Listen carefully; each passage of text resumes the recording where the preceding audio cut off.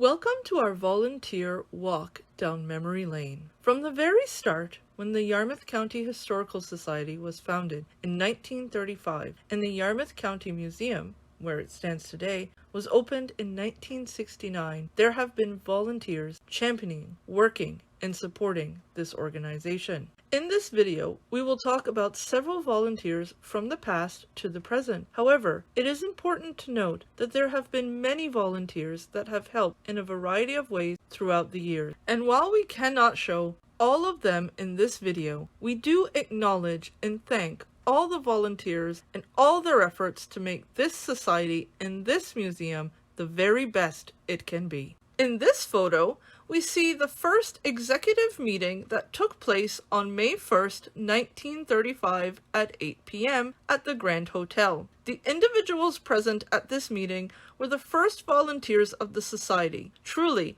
the pioneers in bringing this organization to life. Here we have a photo of volunteers Evelyn Wetmore, R.B. Blavelt, Dorothy DeWitt, Alice Wetmore, Charles Mullen. This photo was taken in 1962. Here we have a photo of Reverend G.T. Lewis. He was the first president of the society. Here is a photograph of the opening ceremonies for the Yarmouth County Museum. This is the same building that the museum is housed in today. This photo was taken on June 9, 1969. While we cannot identify everyone in this photo, we are certain that the majority of these individuals became volunteers of the museum. Another photo from the opening ceremonies pictures volunteers John Green and Hubert Lonergan.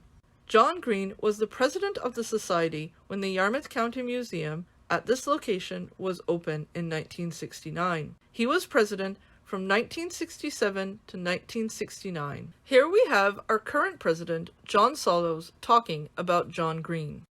At the time the museum moved, the president of the society was John Green. I remember I first talked to him, asking him about the possibility of a summer job at the museum. He was a nice guy. What I remember was him coming in to show me how to use brasso on some of the brass fixtures on some of the artifacts in the museum. Another claim to fame that John Green had, John Green and Wilbur Sollows, I guess, were the two guys who set up that old Yarmouth light in the museum where it sits now. That was too big at the old address on Main Street. John Sollows was the first summer student of the museum. Here we have him talking about his time as a summer student, as well as some of the volunteers who most influenced him at that time. We're going back to the summer of 1969, when the museum opened at 22 Collins Street. Avery Gavel and I were the first two summer students to work at the museum at 22 Collins Street in 1969 and 70. The new curator, who joined in 1969, Bill Lent, started a few days after I did. So I was initially supervised by two board members, Marian Hilton and Dorothy Miller. I think Eric is going to talk about Marion Hilton. I'll just say that she was very bright and very nice. Dorothy Miller, I understand, was the person who convinced the board to take us on as summer students that year. And I also remember her for giving me my first tour of the museum at its new location on Collins Street. And both she and Marion were very supportive all the way through that summer and in future years, helping out in various ways at the museum, not just with summer students. The financial conditions of my employment were explained to me by Hubert Lonergan, the society treasurer. He was pleasant, clear, and concise. But his major claim to fame relates to a conversation he had with Major Daniel J. Murphy, who it seems had a plan to give a chunk of money to the St. Ambrose Convent School.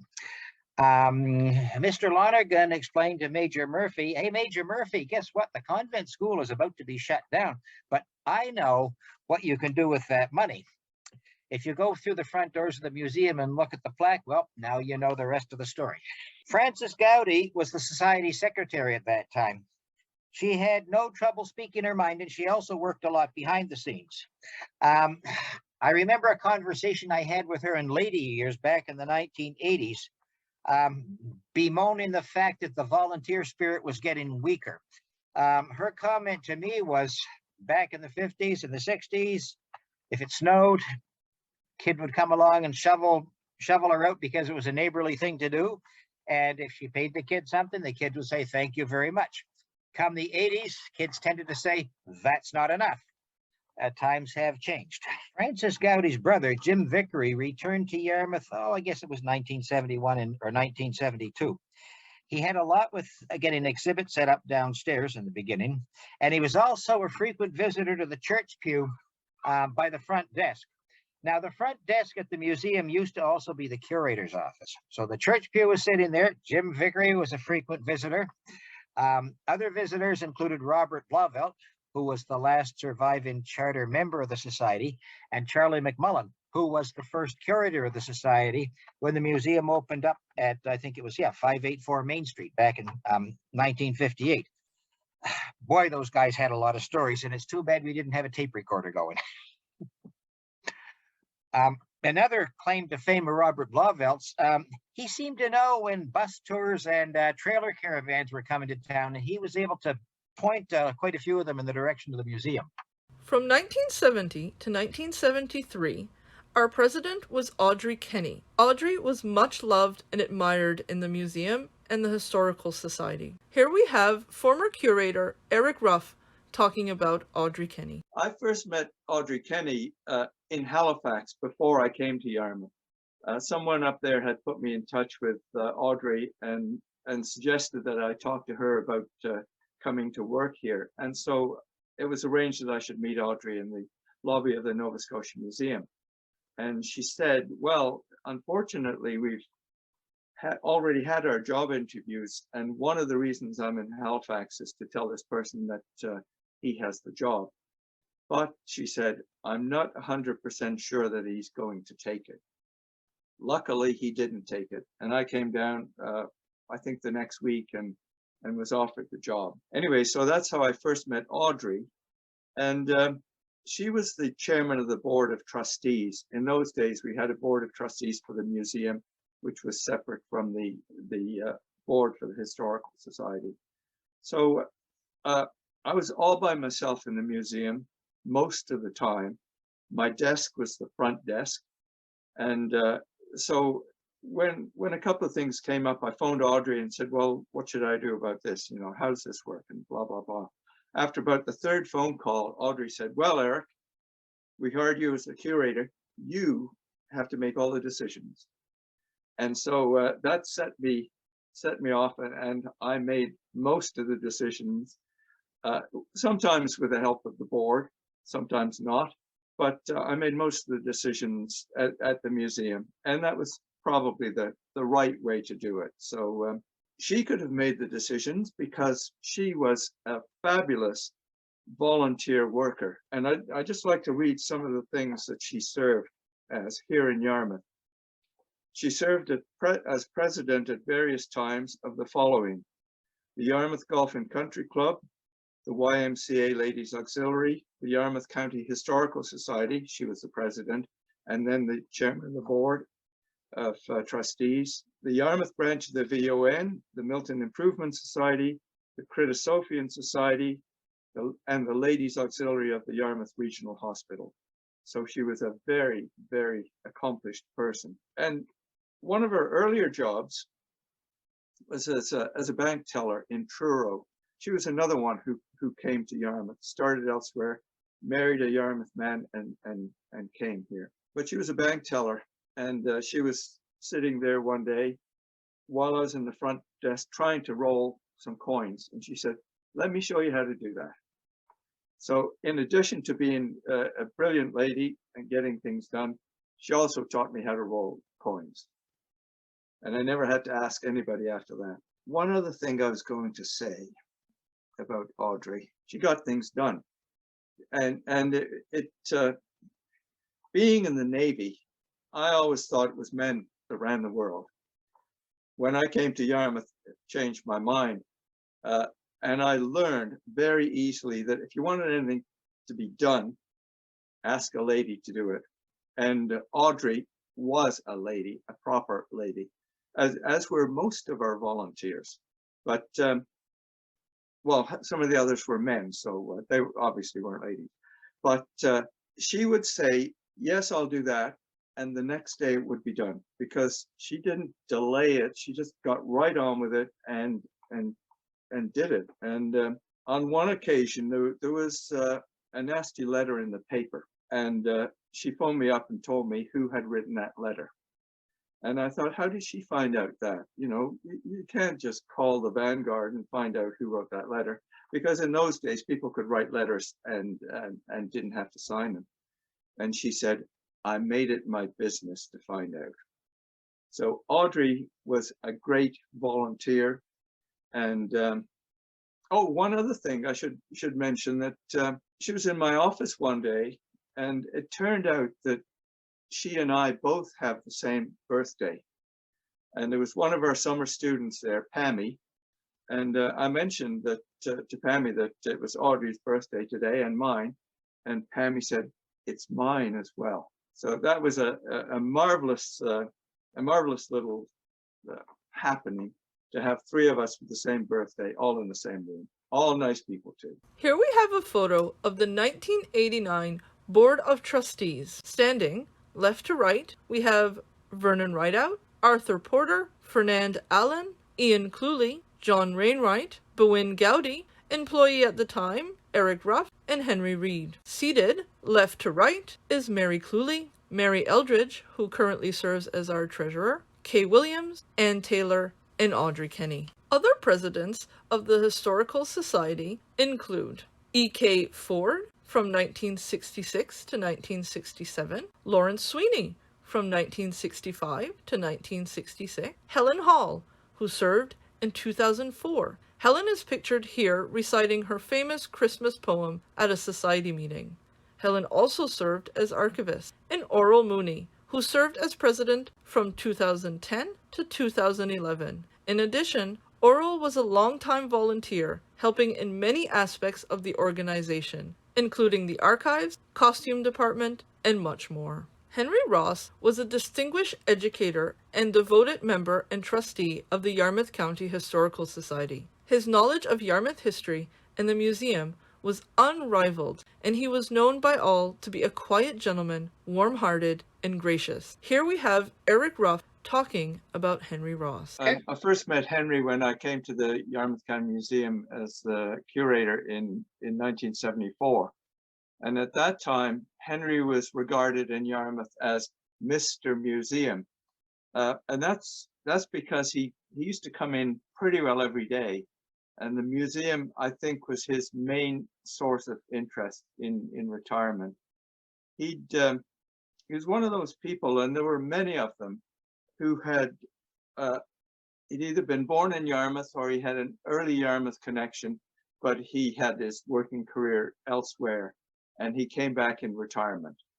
So and that was so he came back, and he loved Yarmouth history, and he was creative in terms of thinking about displays and things like that, and he was an excellent writer. And he used to come into the museum pretty well every day. And in the summer, he often had a bunch of flowers in his hand. He had a great garden where he lived behind 211 Main Street. And he enjoyed having flowers around the museum. And we did that all summer. We had a flower committee. Kay Ladd used to come in and arrange them. But Henry, when he brought his flowers in, he'd stick them in an old jar and stick them, or not an old jar, but stick them in a vase, and put them somewhere. And then Kay would come in and take them back into the kitchen, and mutter about Henry. He grows great flowers, but he has no idea about arranging them. But he did have a good sense when it came to doing the exhibits, and he arranged the exhibits with me. We were the exhibits committee. If we needed somebody else, we'd call them in. But basically, it was Henry and myself. We'd go down to the storage area in the basement, and we'd drag this out and that out to see if it would fit. But he never helped me put them back. And when we were dismantling an exhibit, he was nowhere to be seen, because that was where all the hard work came, putting the things back. But he was on the board, and he was very instrumental in helping both the museum and the society. For example, Henry's cousin, John Ross, lived in the house where the museum parking lot now is. And when that house was, or I guess when the family all died off, none of those cousins, there was John and two sisters, when they all had finished with the house, in other words, they passed away, we got a fair choice of things to take from that house for the museum. And what we didn't take was all donated to the yard sale, the garden sale. So that was very good. And he was also on the sort of summer cocktail circuit for the more well-to-do people in Yarmouth. And that included Mrs. Fuller, who obviously lived next door.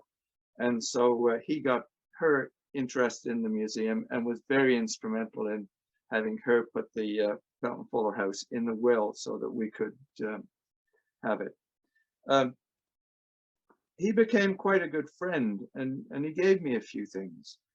In fact, when he decided his house at 211 Main which was right next to where the fisheries department is, when that got to be too much for him, he decided to move into a little cottage, and he wanted a stable landlord.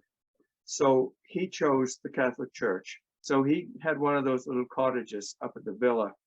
And because it was way too big, Henry had two fireplaces in his house on Main Street. And he didn't need two brass fire fenders. So he said, come on in, Eric, and you can have one of these for your fireplace in your new house. We went in and he he gave me the choice.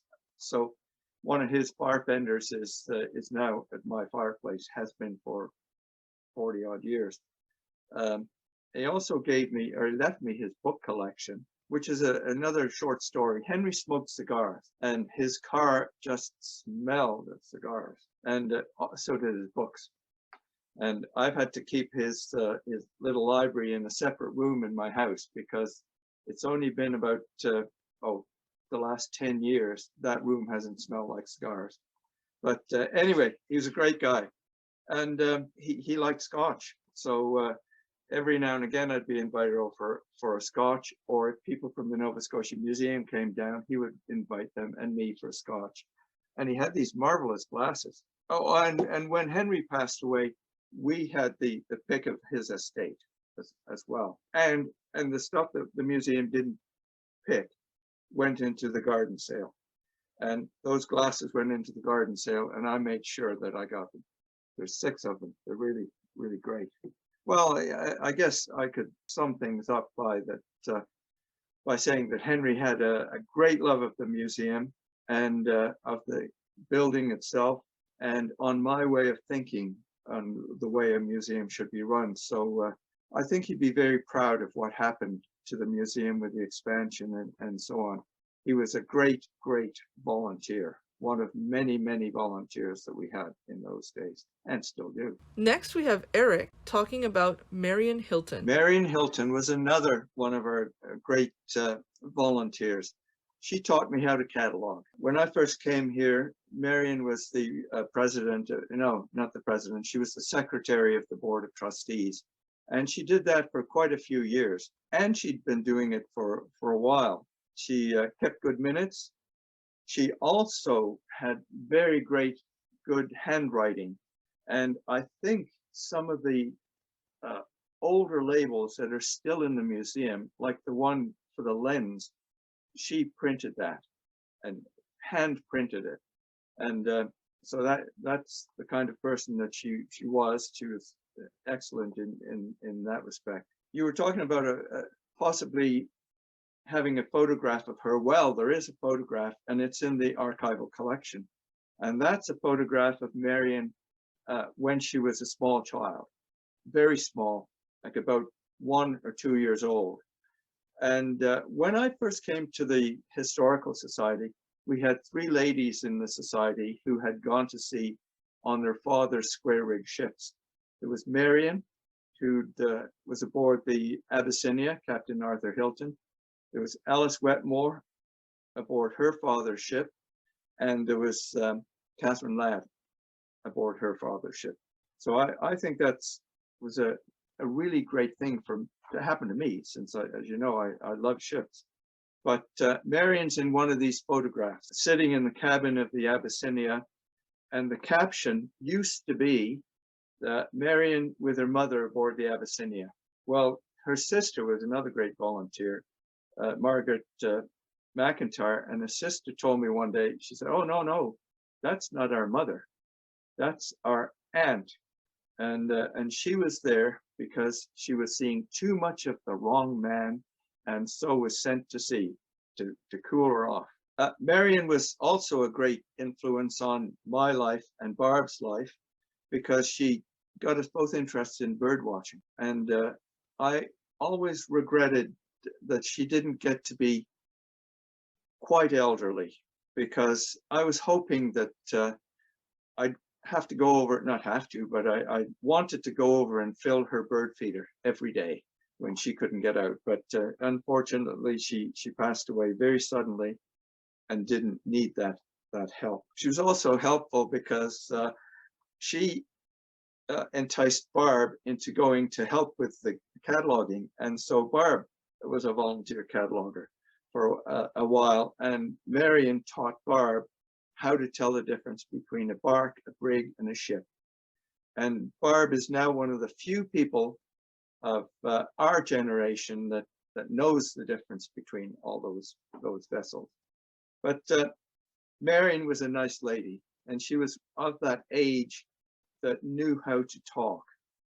And she would invite Barb and I over to dinner with her sister and her friends, including Charlie Allen, who is another great volunteer for the society. And after dinner, we would sit there and just talk and talk and talk. They loved puns, and they just had a great way of talking. And we would sit there until it was completely dark, without turning the light on, which was a marvelous, marvelous thing, I thought. So there you have it. Marion Hilton, another great volunteer.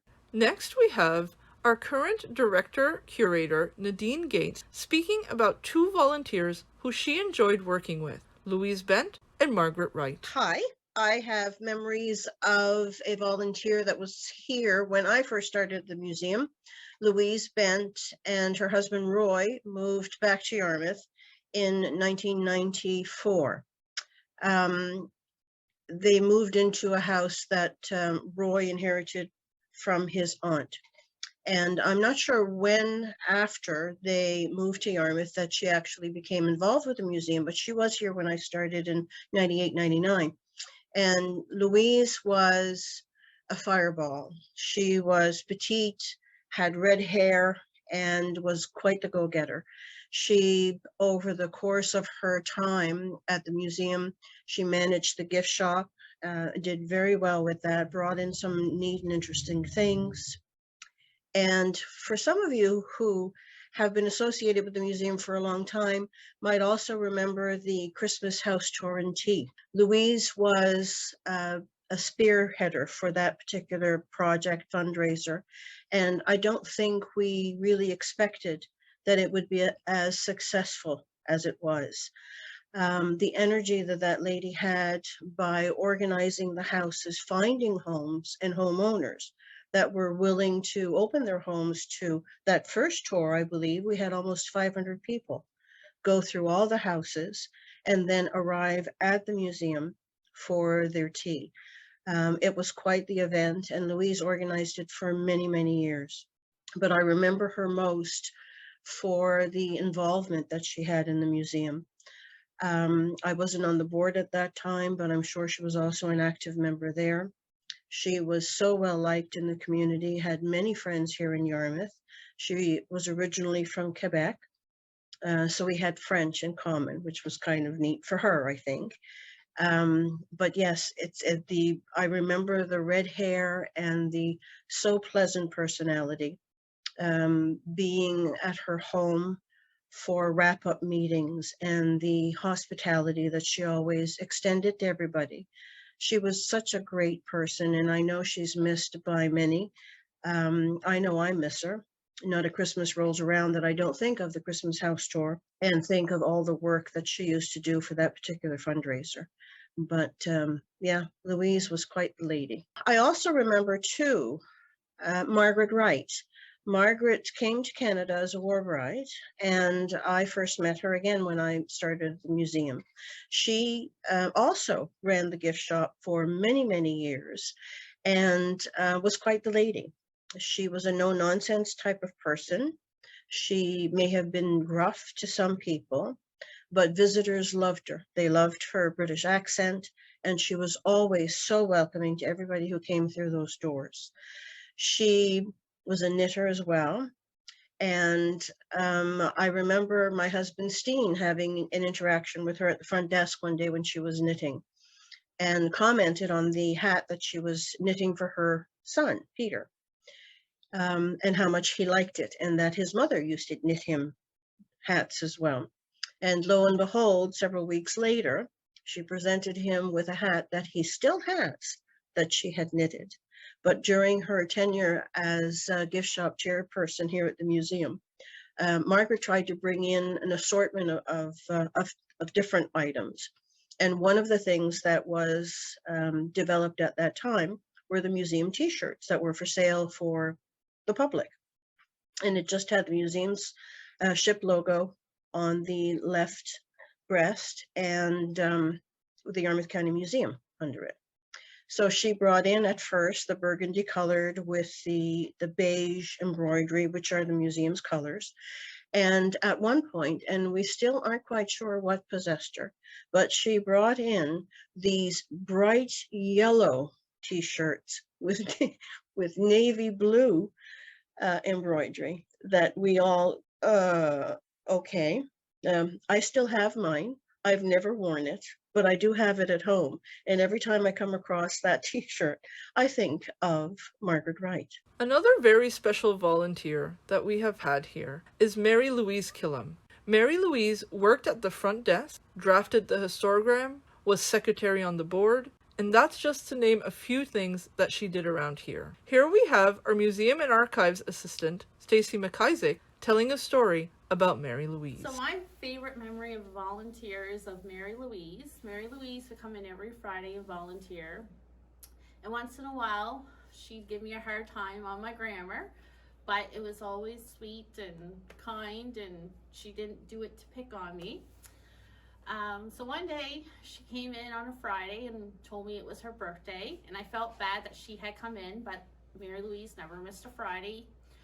So because I felt so bad, I went and gathered all the summer students in Lizette, and I printed a card off of Microsoft Word, and we all signed it, and we got her a can of Pepsi, her favorite drink, and we went to see her at the desk, and we surprised her and sang happy birthday and presented her with the popping card. And when she opened up the card, as soon as she opened it, I hollered, "I didn't make the card, Microsoft did, so that's their error, not mine," which she bursted out laughing. After she thanked us all, she thought it was really sweet, and I'm pretty sure I brought a few tears to her eyes because she was so overwhelmed and thankful that I had went out my way to do that for her. So that is one of my favorite memories of Mary Louise. We have a lot of volunteers here, and committees make up a lot of those volunteers.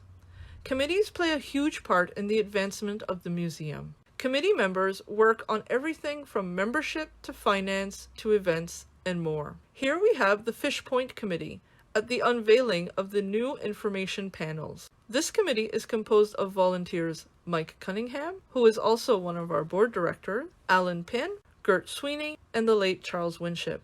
Additionally, staff work hand in hand with committees, and in this case, our Director Curator, Nadine Gates, is on this committee. Peter Eldridge is also pictured here, as he was president at this time. Here are a few photos of our volunteers to reminisce over. Volunteers learning how to be card dealers for the 2012 All Decked Out fundraiser. Volunteer Barb Hinckley cooking up a turkey in the museum kitchen. Barb and Bruce Hinckley sitting with Susan Winship, all three volunteers. Charles and Susan Winship looking quite dapper for a museum fundraiser in 2011. Volunteer David Sollows presenting at a society meeting. Charles Winship and David Sollows pictured here at the annual yard sale It is safe to say that no one put in more hard work and was as dedicated to this event as Charles was. The museum kitchen has been well used throughout the years. In this photo, taken for the 2012 house tour event, are volunteers Nadine Gates in the green apron, Roseanne Blades beside him, Susan Fuller in the black apron. In the back, we have Helen Hall, Carolyn Richardson in the middle, and Barb Nichols. Also pictured is our director-curator, Nadine Gates, in the red shirt. And in the corner of the photograph, also volunteer Hubert Hall. Longtime volunteer Marshall Moses has spent time helping out in the kitchen. Gail O'Sullivan, who also helped in the archives and many other events, is shown here taking a break after helping out at the 2012 All Decked Out event. As I mentioned at the start of this video, unfortunately, we cannot talk or mention every volunteer who has helped throughout the years, but we do acknowledge, honor, and most of all, thank everyone who has helped, is currently helping, and who will help in the future.